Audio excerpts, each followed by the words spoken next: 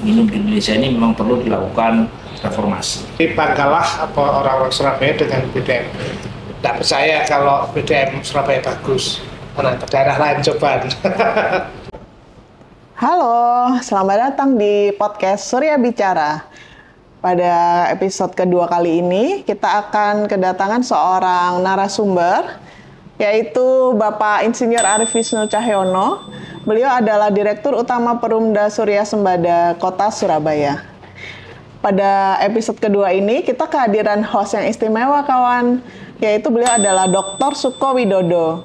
Beliau adalah pakar komunikasi dari Universitas Airlangga.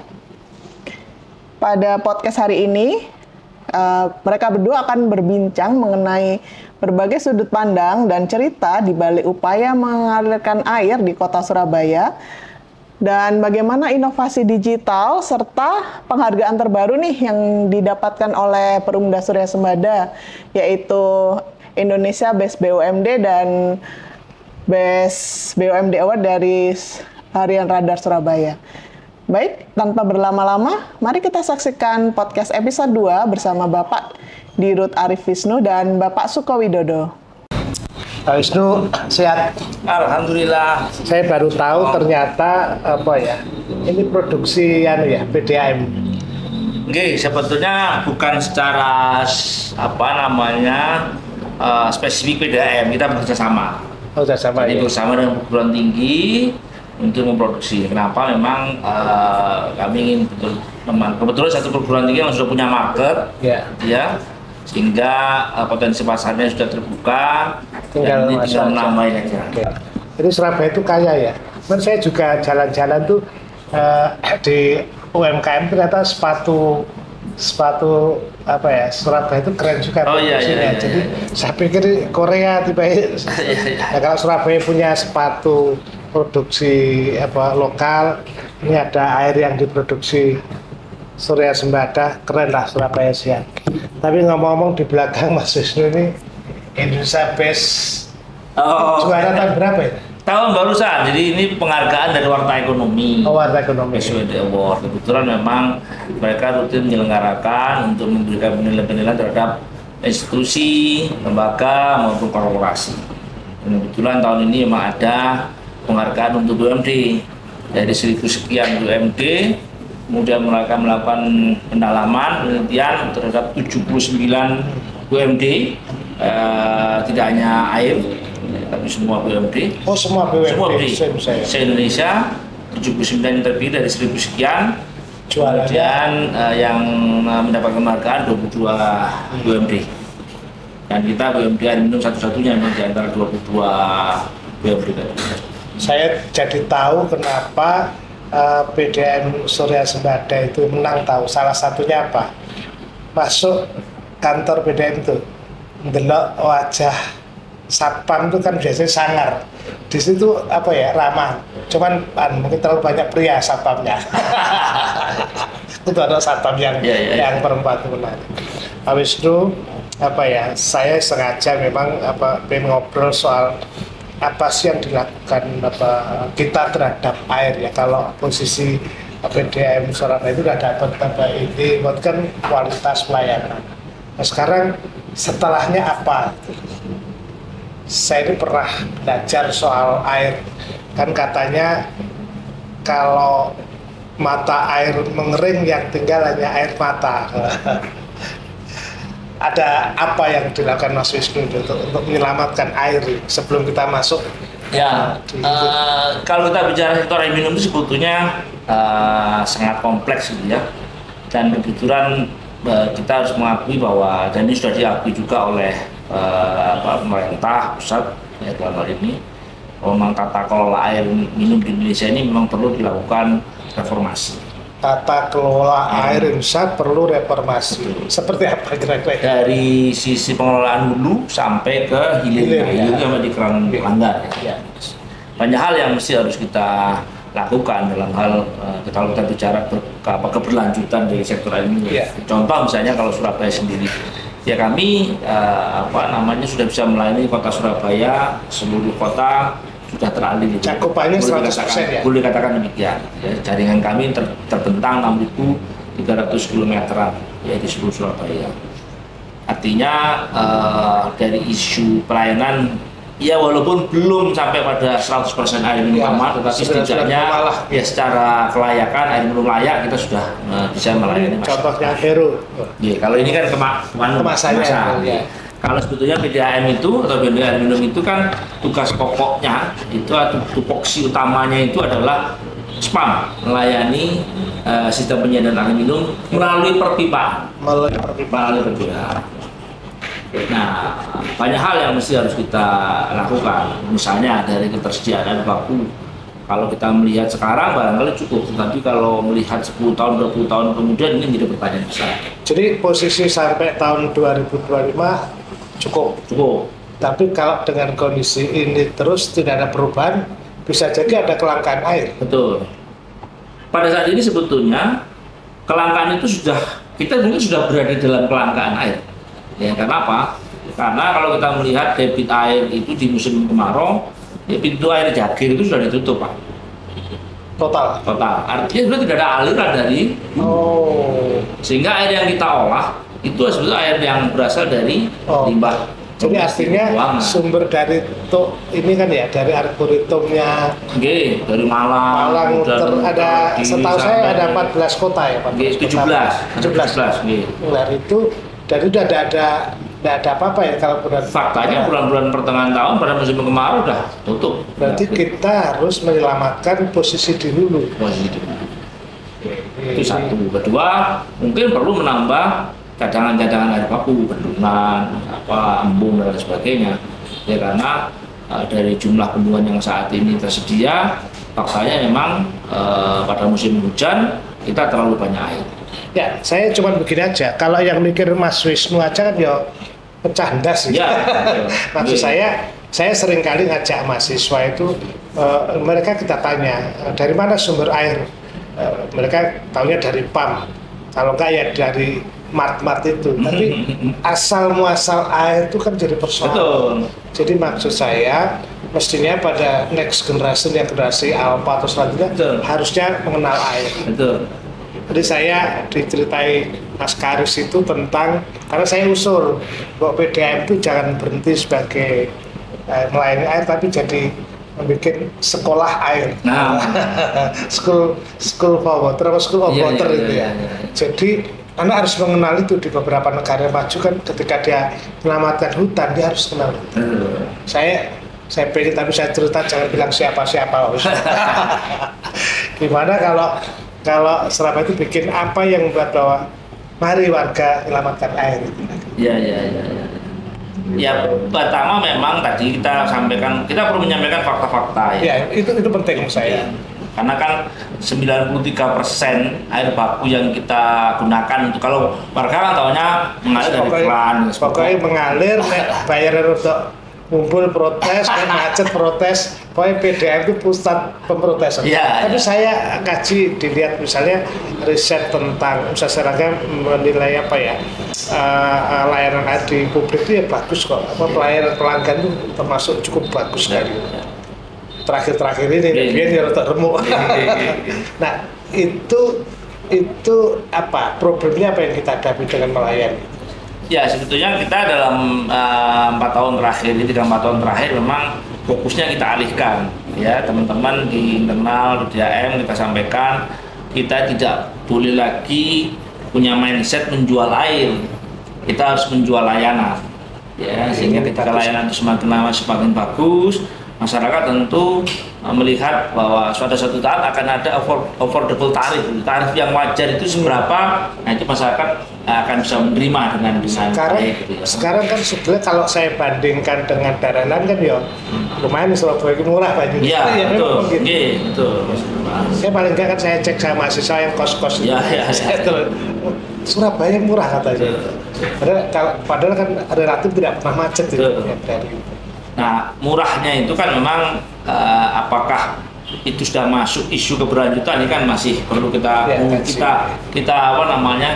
komunikasikan ke masyarakat bagaimana bahwa ini belum termasuk biaya keberlanjutan bahwa terhadap penyediaan air baku, terhadap potensi kemungkinan suatu saat kita harus menggunakan air laut tentu dengan biaya lebih tinggi. Itu yang saya pikirkan. Jadi artinya kita ini jangan-jangan malah kita sama-sama mengeksploitasi alam gitu loh, Ya. tapi kan harus ditumbuhkan semacam itu. Nah, langkah itu yang saya kira mesti kan tidak mungkin PDAM kan semua Pasti itu ya semua masyarakat. Iya, di, iya. Kementerian Kehutanan Ya. kayak Jasa Tirta macam-macam Ya. di sebelah. Ini sudah selesai semua. Bapak Surya Sembada ini mendapat uang dari radar macam-macam. Kira-kira apa yang kurang dari yang dimimpikan Pak Wisnu apa ini? Ya. Selain tadi kan menjual layanan kan? Ya, menjual Oke, layanan. kita melewati. Sekarang Ke depan tentu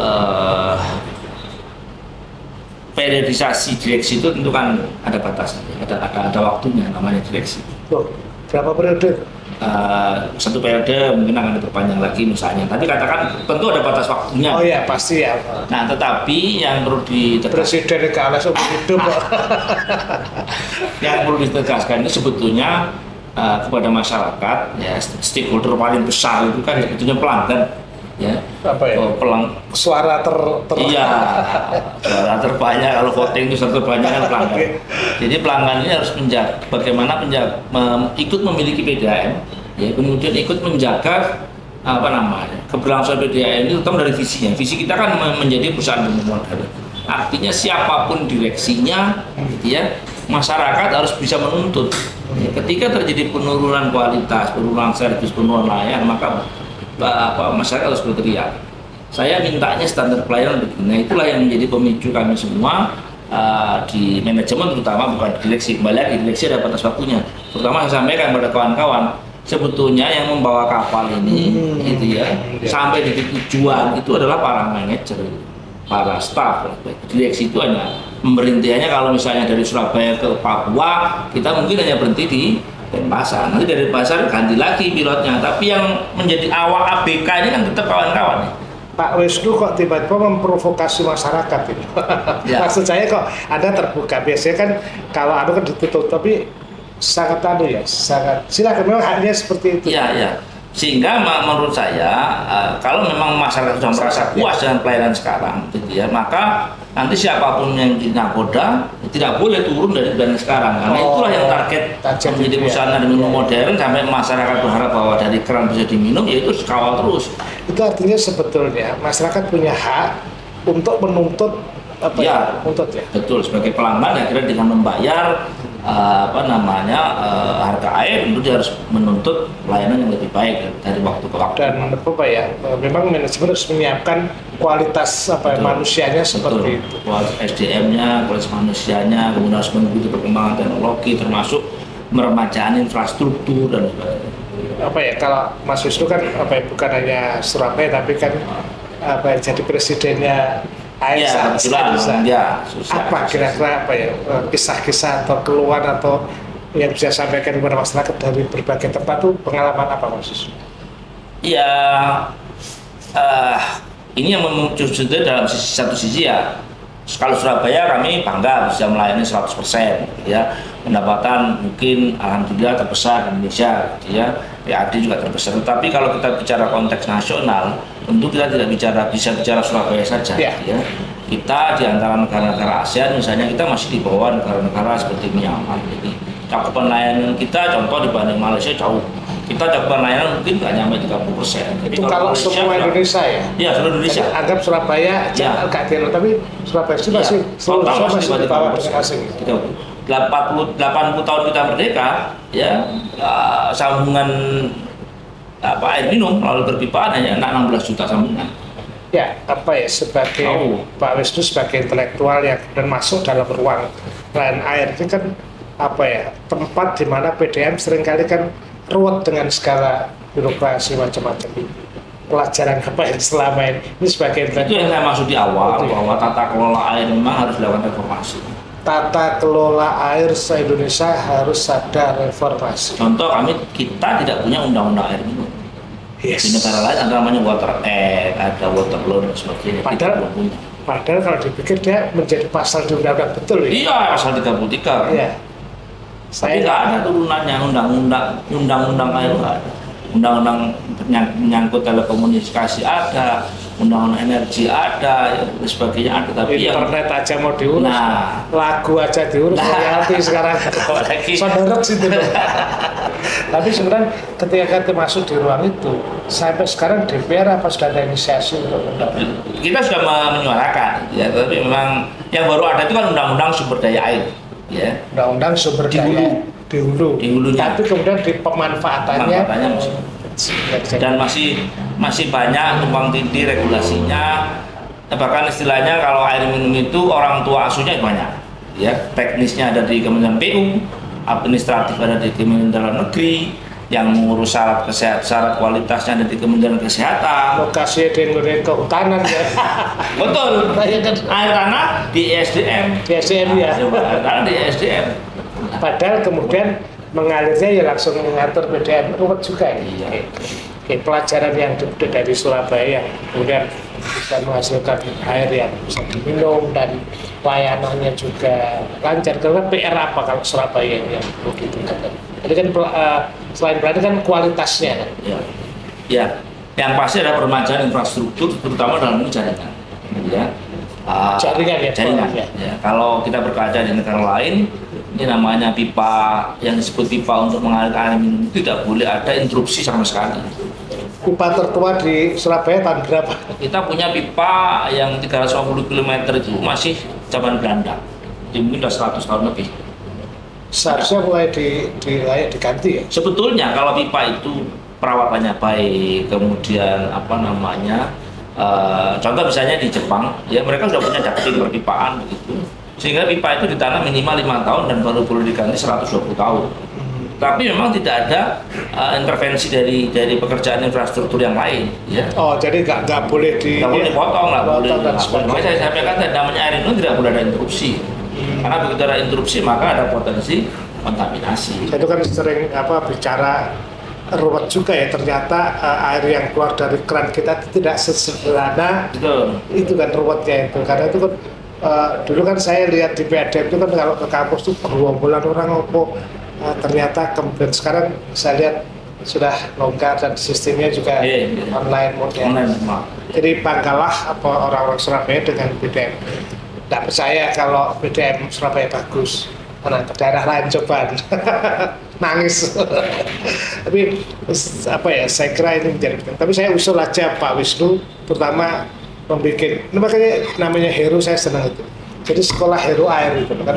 Kalau air ya. Itu dari menarik. Saya ada, jadi mulai dari kecil, kelas-kelas mulai anak SD, mulai SMP mengenalkan air itu asal usulnya sokong. Sebetulnya kita punya program namanya S3 Mengajar, Pak. S3 itu Satria Surya Sembada Mengajar. Oh, tak kira dokter. Satria Surya Sembada Mengajar. Nah, ini para manajer senior itu ke sekolah SD, SMP, SMA untuk memberikan wawasan tentang air. Nah, ini kita akan terus lagi. Tapi 2 tahun yang lalu ada, cuma tahun ini mesti kita harus. Tiap harusnya itu bagus karena mungkin dibantu Pak Sukwa lah nanti wajib, bagaimana kalau sudah ini bisa komunikasi lebih baik lah. Saya kira PDAM harus juga menjadi CSR pengetahuan, bukan uang ya, pengetahuan. Ini rusak betul. Kan mereka nggak bisa mereka membetulkan keran sendiri. Kita tahu bahwa anak-anak yang hebat di dunia itu lahir bukan karena akademisnya, tapi dia bisa menyelesaikan hal yang sekecil. Kerjasama dengan kampus yang bikin semacam itu, karena dari air kita disatukan kebutuhan untuk mencukupi hidup kita. Menurut saya dari air kita dapat pelajaran yang bersama. Pak Wisnu ini sosok, jadi kami ini harus bersatu antara ITS dan UNER itu. Jadi yang produksi, yang jualan itu. Pak Wisnu balik tata kelola air yang dilakukan. Menurut saya kan setelah saya baca-baca kok darurat banget ya. Darurat bahwa air harus segera diurus. Karena pemerintah sudah membuat target 100% akses air minum aman di Indonesia Emas 2045. Jadi tahun 2004 kita harapkan 100%. Seluruh Indonesia 100%. Air aman untuk air aman bisa diminum berarti. Ya. 2029 minta targetnya adalah 40,2%. Kalau sekarang angkanya 16 juta, kurang lebih kita harus tambah mungkin 10-15 juta sambungan lagi. Sebagai ketua Perpamsi, Nah, yakin nggak? padahal rata-rata pertumbuhan pelanggan itu per tahun hanya di bawah 1 juta, hanya 500-700 ribu. Artinya Jauh. kalau 10 juta saja dalam waktu 4 tahun, artinya harus 2,5 juta sambungan harus kita lakukan setiap tahun. Itu kan tidak hanya menyambut hanya sekedar memasang meter dan keran di pelanggan, tetapi bagaimana kita menyiapkan air di hulu, kemudian unit produksinya, kemudian jaringan distribusi utamanya, kemudian rumah pompanya, reservoir sampai ke pipa di depan rumah pelanggan. Itu kan investasi yang luar biasa. Nah, ini saya kira menuntut sinergi, kolaborasi, dan kita memang harus membangun sebuah super team gitu ya. Tidak bisa lagi Surabaya hebat sebagai Superman, tetapi kita harus bagaimana merangkul seluruh stakeholder bisa menyelesaikan masalah ini. Iya, saya membayangkan kalau misalnya kita shutdown karena air, sangat mungkin. Ya.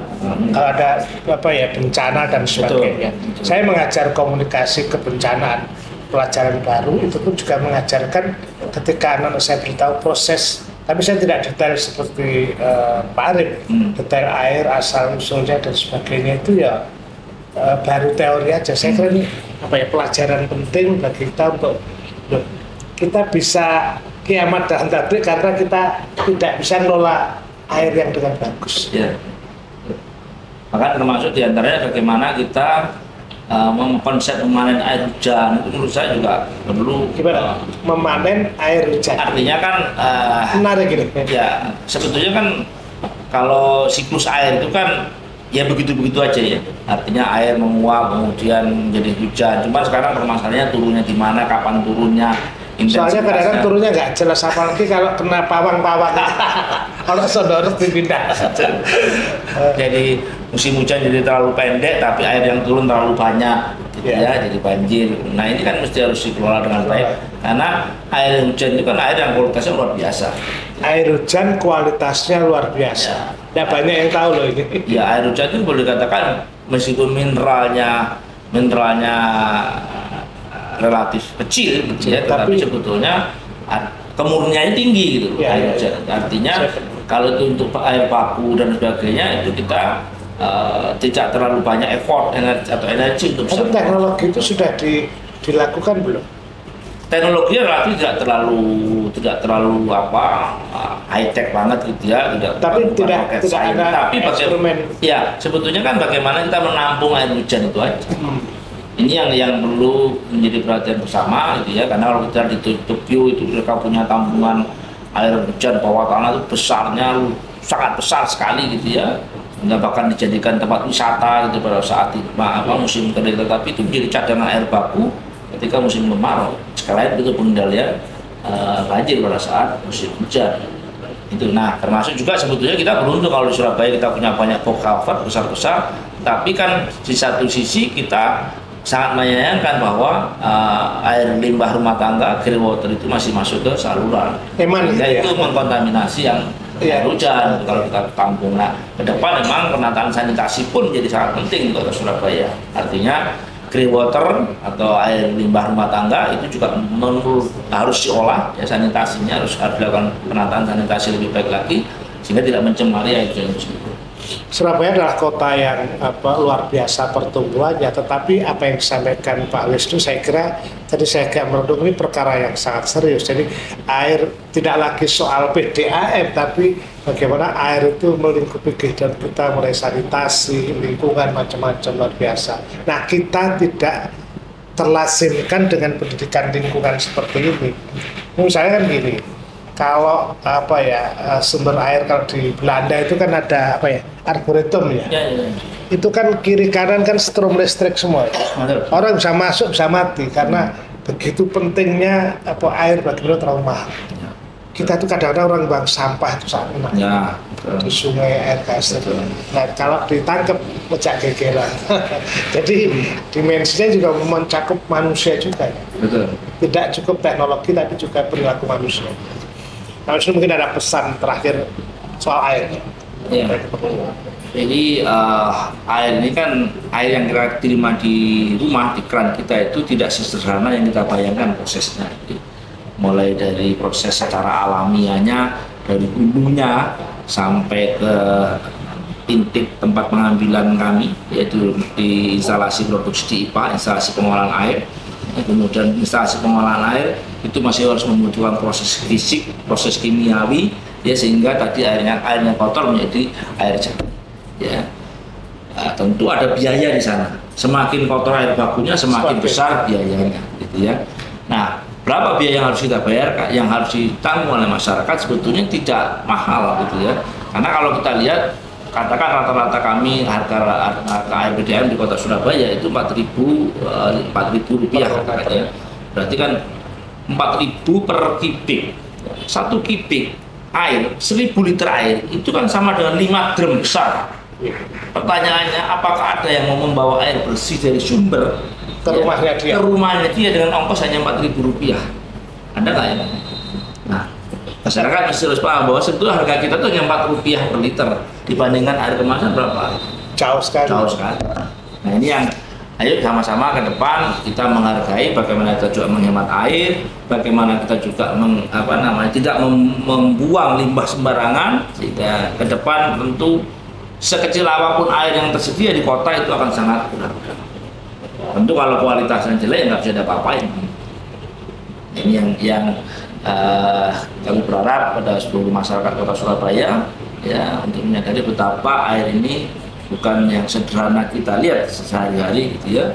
Bahkan termasuk air hujan pun, ya, sebisa mungkin kita bersama-sama ke depan seluruh masyarakat Surabaya dengan pemerintah Kota Surabaya bagaimana kita bisa memanen air hujan ini sebanyak-banyaknya. Pikiran tentang air membuat saya agak tercengang karena ternyata memang tidak sesederhana itu. Begitu pentingnya air dalam kehidupan kita, tapi kadang-kadang kita mengabaikan. Yuk sama Pak Wisnu jalan-jalan, kita lihat air dan kita selamatkan air untuk kemanusiaan. Jika mata air mengering, maka tinggal air mata. Mari kita jaga air bersama-sama. Salam.